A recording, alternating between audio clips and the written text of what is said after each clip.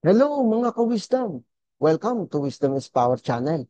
Kung bago ka pa lang sa channel na ito, huwag kalimutang mag-subscribe, i-like, mag-comment at i-share ang video ito.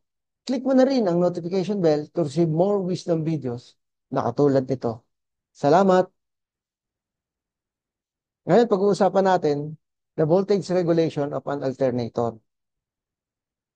So previously sa ating mga lesson, we have different EMF equation or the generated voltage equation para sa lagging power factor, the leading power factor, and unity power factor. Itong mga equation na ito, gagamitin din natin para makuha yung ating percentage voltage regulation. But this time, yung ating generated voltage, yun yung that is equals to our no load voltage. So, tandaan natin, yung mga V sub L natin, o mga load voltages natin dito ng generator are phase voltages. So, kung meron tayong mga given na line to line, kailangan i-convert natin sa phase voltage yung mga given na line to line voltage or the load voltage. So, voltage regulation is the percentage rise in the terminal voltage of a generator when its load is removed. The smaller the value of the voltage regulation of a synchronous generator or alternator, the better is the performance of the alternator. So, ang equation natin ginagamit para sa percent voltage regulation is V sub NL minus V sub FL all over V sub FL multiplied by 100%. Where V sub NL, yung VNL, that is a no load voltage. Yung VFL is the full load voltage. So another expression ng ating percent voltage regulation, that is equals to the generated voltage minus the terminal voltage all over terminal voltage multiplied by 100%. So yung ating generated voltage previously na ginagamit sa ibang equation, that will be our no load voltage. While yung ating full load voltage, yan yung ating terminal voltage. So again, ang mga expression ng voltages natin dito dapat naka-express sa phase voltage. So an alternator operating at a unity power factor has a small positive voltage regulation. An alternator operating at a lagging power factor has a large positive voltage regulation. An alternator operating at lower leading power factors, the voltage rises with increase of the load and hence the voltage regulation is negative. For a certain leading power factor, the full load voltage regulation is zero. In this case, both the full load and no load terminal voltages are the same. So let's have a practice problem.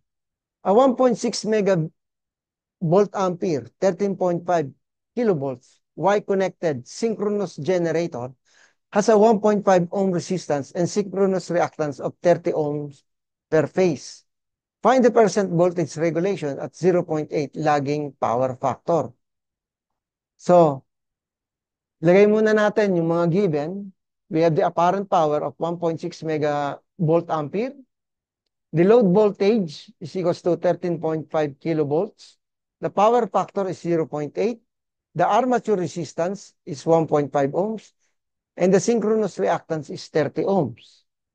So we are asked to solve for the percent voltage regulation. So to solve this, kunin muna natin yung equivalent angle ng ating power factor, that is 36.87 degrees.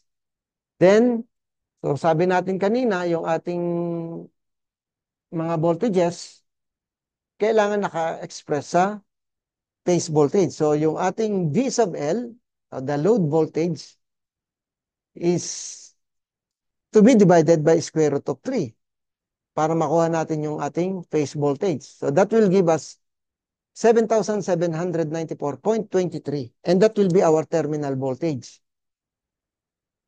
So computing for the armature current, that is simply the apparent power all over 3 multiplied by the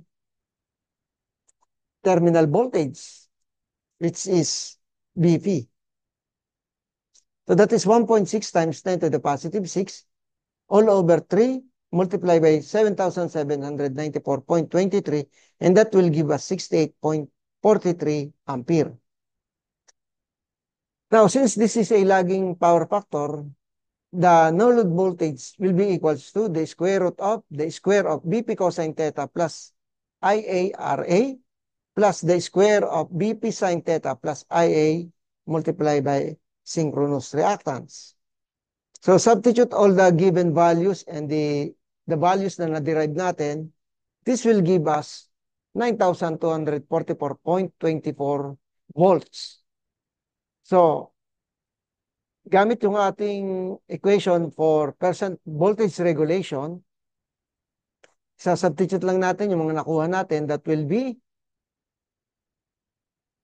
give us 18.6% para sa voltage regulation. So this time, the same problem, ang gagamitin naman natin ngayon ay 0.8 leading power factor. So parehas lang yung process, katulad nung nauna sa lagging, kung ano yung ginawa natin na process dun sa lagging power factor, the same lang ang process.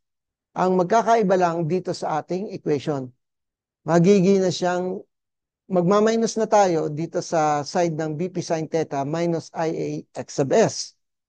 So, ipa-plug in lang natin yung ating mga nakuhang sagot. Then, this will give us 6,859.6 volts. So, substitute to our equation for the percent voltage regulation. This will give us a negative 12% voltage regulation. For the next case, we will use the unity power factor. The same set of problems. So, yung process, the same din lang. The same terminal voltage, the same armature current. Ang maiiba lang yung equation na gagamitin natin. Since this is a unity power factor, yung cosine theta natin magiging 1 at yung sine theta natin ay magiging 0. So, the value that will result is, for the no-load voltage is equals to 8,159.35 volts. Sa-substitute natin ngayon doon sa ating equation, that will give us a 4.68% voltage regulation.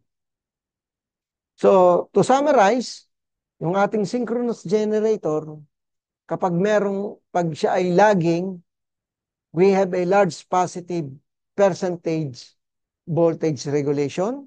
Kapag leading, nakakakuha tayo ng negative percentage voltage regulation. At kapag unity, nakakakuha tayo ng small positive percentage voltage regulation. So that's all mga kawisdom. So again, bago ka pa lang sa channel na ito, huwag kalimutang mag-subscribe, i-like, mag-comment at i-share ang video ito. Click mo na rin ang notification bell to receive more wisdom videos na katulad nito. Salamat!